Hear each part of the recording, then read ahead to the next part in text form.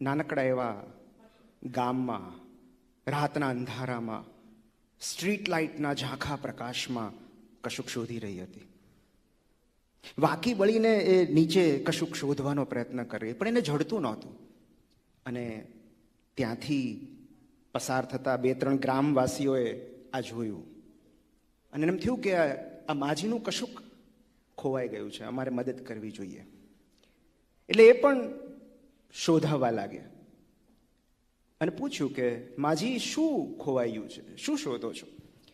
એટલે માજીએ કીધું કે મારી સોય પડી ગઈ છે, સોય શોધું છું. ધીરે ધીરે બીજા 3 લોકો જોડાયા. 10-15 લોકો એ સોયને શોધવામાં લાગી ગયા.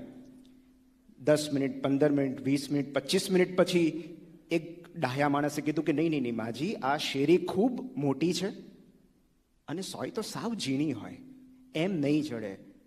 જ્યાં સુધી તમે અમને એ નહીં કહો કે એક્ઝેક્ટલી સોય ક્યાં પડી છે, ત્યાં સુધી અમે નહીં શોધી શકીએ. ત્યારે માજીએ કીધું કે હું તમને એક્ઝેક્ટલી કહું ને તો સોય મારા ઘરમાં પડી છે. એટલે લોકો અકળાયા કે તો પછી અહીંયા શું કામ શોધો છો? એટલે માજીએ કીધું કે પણ અજવાળું તો અહીંયા છે ને, ઘરમાં તો અંધારું છે. એટલે આ જળાહળા રોશની અને આપ સૌની હાજરીમાં જ્યારે હું મને શોધવાનો પ્રયત્ન કરી રહ્યો છું, ત્યારે મને એક્ઝેક્ટલી રાબિયા જેવી ફિલિંગ આવી રહી છે. કારણ કે હું જાણું છું કે ખોવાયેલી જાત ક્યારે અજવાળામાં નથી જડતી. એ નિષ્ફળતા, નિરાશા, રિજેક્શન અને હાર્ટબ્રેકના અંધારામાં જ જડે છે. મારો સ્વ અનુભવ છે. ઝેન બુદ્ધિઝમમાં એક બહુ સરસ કહેવત છે કે જે વ્યક્તિ કશુંક શોધી રહ્યાનો દાવો કરે છે, જે કશુંક શોધવાની પ્રક્રિયામાં છે, એના પર ભરોસો કરજો, કારણ કે એ વ્યક્તિ સાચું બોલી રહી છે. પણ જે વ્યક્તિ કશુંક જડી ગયાનો દાવો કરે છે, એ ખોટું બોલી રહી છે, જુઠ્ઠું બોલી રહી છે. કારણ કે એ જાત હોય કે જીવતર, જેમને ખરેખર કશુંક દુર્લભ અને અમૂલ્ય જડી જાય છે, એ જડી ગયાની જાહેરાત નથી કરતા. એ ચૂપચાપ એક ખૂણામાં જઈને બેસી જાય છે. રવિવાર જેવી રજાના નિરાંતના દિવસે અજંપો લઈને કશુંક કહેવાની, કશુંક સાંભળવાની, કશુંક સમજવાની કોશિશ, પ્રક્રિયા જ એ વાતની સાબિતી છે કે આપણું કશુંક ખોવાયું છે. એ પ્રવચન હોય કે પુસ્તકો, જ્ઞાનનો ઝાંખો પ્રકાશ લઈને કશાકની શોધમાં એ લોકોએ જ નીકળવું પડે છે જેમનું કશુંક ખોવાયું હોય છે. કારણ કે અંધારામાં ફક્ત 2 જ પ્રકારના લોકો બેસેલા હોય છે.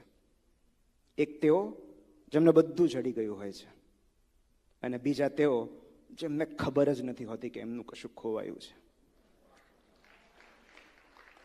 અને આપણે એ 2 અવસ્થાની વચ્ચે આવીએ છીએ, એટલે આજે અહીંયા છીએ. હું મને શોધું છું.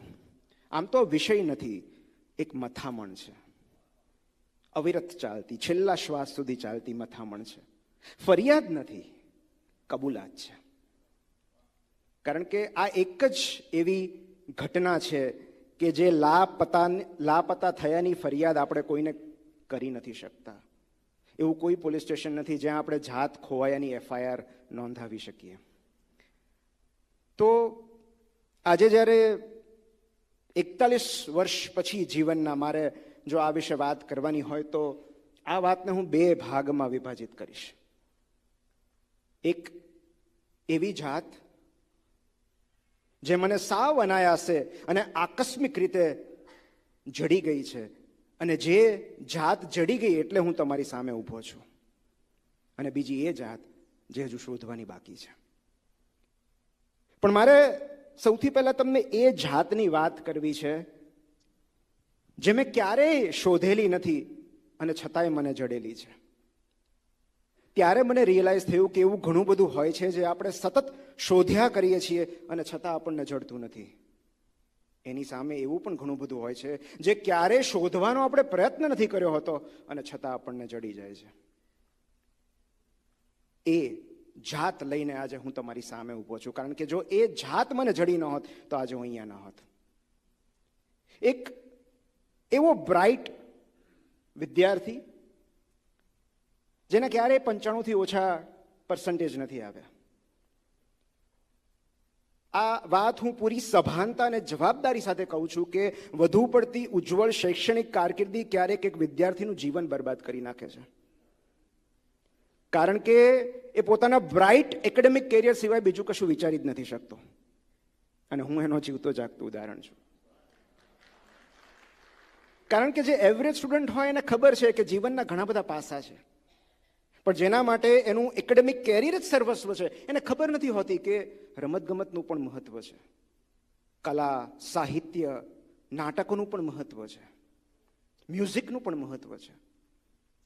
તો એવું નહોતું કે હું એક્સપોઝ નહોતો થયો. એક ટિપિકલ નાગર કુટુંબમાં જન્મ હોવાથી કલા સાહિત્યનું વાતાવરણ હતું. મારા પપ્પા થિયેટર્સ કરતા, ખૂબ નાટકો કર્યા પપ્પાએ. મને પણ નાટકોનો શોખ.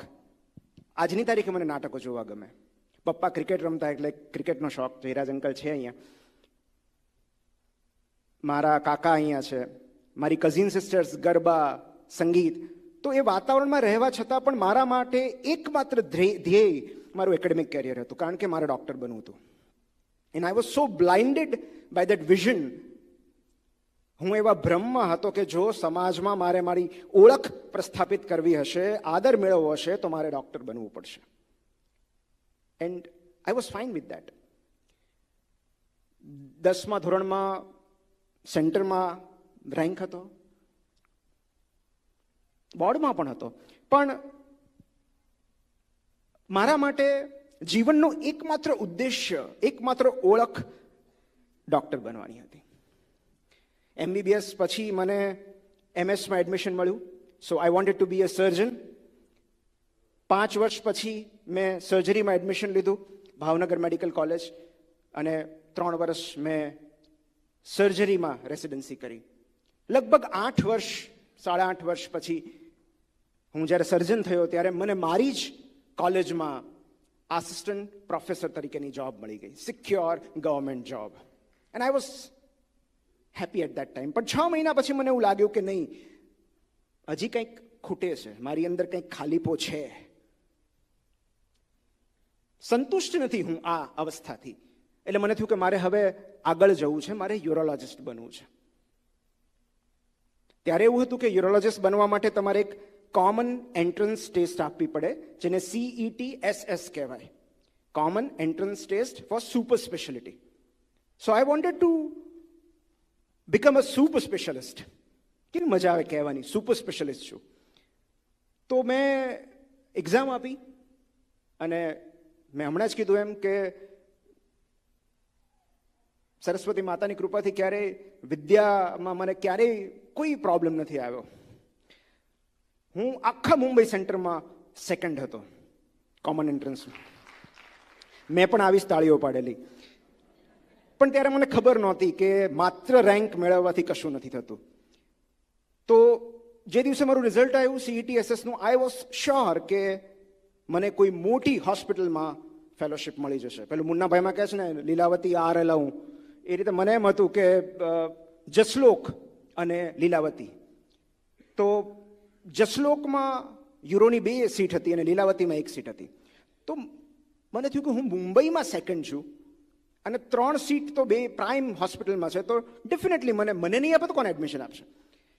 તો આ બાબત પર મેં એપીશિપમાંથી બીજે દિવસે રિઝાઇન આપી દીધું, અને મારા હેડ ઓફ ધ ડિપાર્ટમેન્ટને હું એ રિઝિગ્નેશન લેટર આપીને આવ્યો અને કહીને આવ્યો કે હવે હું ભાવનગર પાછો ફરીશ તો યુરોલોજિસ્ટ બનીને આવીશ.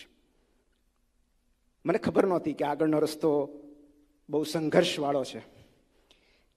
જે દિવસે અમારા ઇન્ટરવ્યૂ હતા, પહેલાં જસલોકમાં 2 સીટ હતી, અને ત્યાં મને ખબર પડી કે ખાલી મેરિટ પર નથી, આ લોકો 10 માર્ક એપ્ટિટ્યૂડ ટેસ્ટના પણ ગણે છે જ્યાં એ લોકો ઇન્ટરવ્યૂ લે.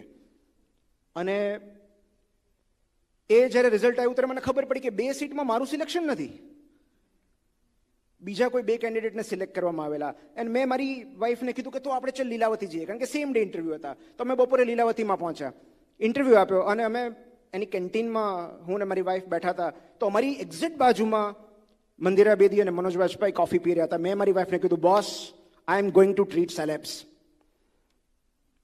મને લીલાવતીમાં પણ ન મળ્યું. આઈ વોઝ સો ડિસઅપોઇન્ટેડ. અને ત્યારે મને ખબર નથી પડતી કે હવે શું કરવું. ભાવનગર પાછા જવાનો તો કોઈ પ્રશ્ન જ નહોતો. વટથી કહીને આવ્યા હતા કે હવે હું ભાવનગર પાછો ફરીશ તો યુરોલોજીસ્ટ બનીને હવે કયા મોઢે ભાવનગર પાછા ફરવું. તો મારી વાઈફે એક ન્યૂઝપેપરમાં જોયું કે એક પૂનામાં એક હોસ્પિટલ છે, ઇન્સ્ટિટ્યૂટ છે, જ્યાં એક સીટ એ લોકો બતાવી રહ્યા છે. અહીંયા સુધી આવ્યા છે તો પુણે જઈએ આપણે. અમે પુણે ગયા. નેક્સ્ટ ડે એ પુણેની ઇન્સ્ટિટ્યૂટ ઓફ યુરોલોજીમાં ઇન્ટરવ્યૂ આપ્યો and immediately I got selected. Finally મને હાશકારો થયો. મને થયું કે ચલો હવે તો હું યુરોલોજીસ્ટ બનીને જ પાછો જઈશ. નેક્સ્ટ ડેથી મારી ટ્રેનિંગ શરૂ થઈ યુરોલોજીની. અને યુઝ્યુઅલી એવું હોય છે કે national board of examination Delhi છે, એ લોકોની જે એક્રેડિટેડ હોસ્પિટલ્સ હોય છે એમાં આ બધા કોર્સીસ ચાલતા હોય છે. અને યુઝ્યુઅલી કોઈ નવો વિદ્યાર્થી એનરોલ થાય એના 3 મહિનામાં એને એક રજિસ્ટ્રેશન નંબર આપવામાં આવે છે. તો મારે આ ફર્સ્ટ યર ટ્રેનિંગના 3 મહિના 6 મહિના થઈ ગયા ત્યાં સુધી મારો રજિસ્ટ્રેશન નંબર ન આવ્યો. અને ફર્સ્ટ યરની ટ્રેનિંગમાં એટલું બધું કામ હોય કે આવી બધી બાબતો યાદ પણ ન રહે. 9 મહિના થયા પછી મને મારા પપ્પા, મારા મમ્મી, મારા કુટુંબના સભ્યો મને કહેવા લાગે કે તું રજિસ્ટ્રેશન નંબર માટે પૂછતો ખરો. મને મારા સિનિયરે કીધું કે આને થોડું ગંભીરતાથી લેવું જોઈએ. એટલે મેં ત્યાંના અમારા જે જોડી હતા એમને વાત કરી તો કે આવી જશે, પ્રોસેસ ચાલુ છે. બીજા 6 મહિના નીકળી ગયા, રજિસ્ટ્રેશન નંબર હજી ના આવ્યો.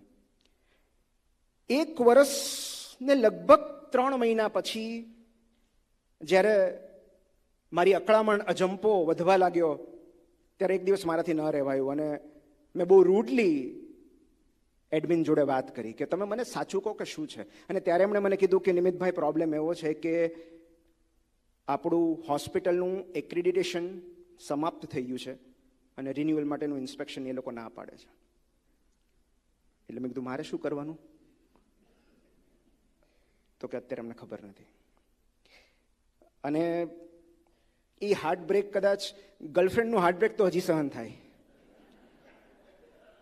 પણ જ્યારે કોઈ ઇન્સ્ટિટ્યૂટ, શિક્ષણ સમિતિ તમને રિજેક્ટ કરે ત્યારે એ હજી દુખે છે.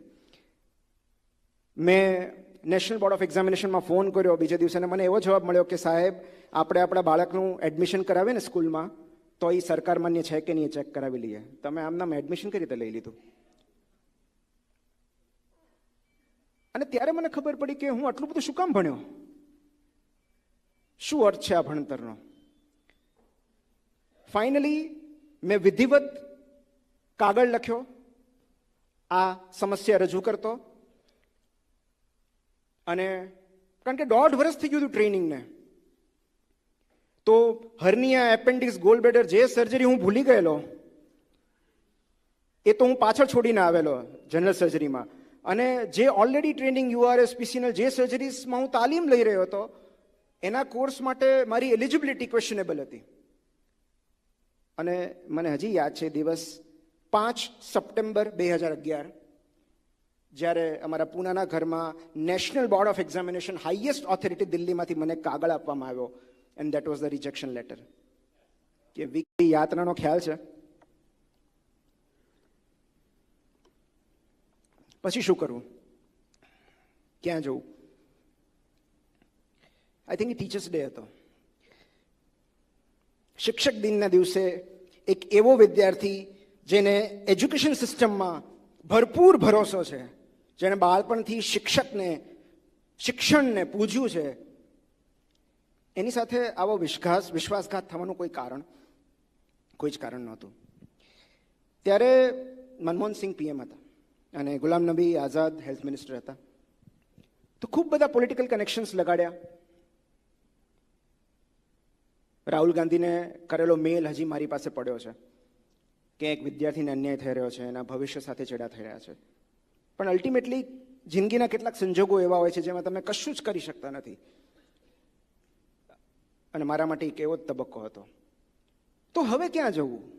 આ કોર્સ માટે હું એલિજિબલ નથી, પેલો કોર્સ મેં છોડી દીધો છે, તો હું એક એવા મજદાર વચ્ચેના મધ્યબિંદુ પર હતો કે જ્યાંથી મને ચારે તરફ નિરાશા અને અંધકાર દેખાઈ રહ્યો હતો.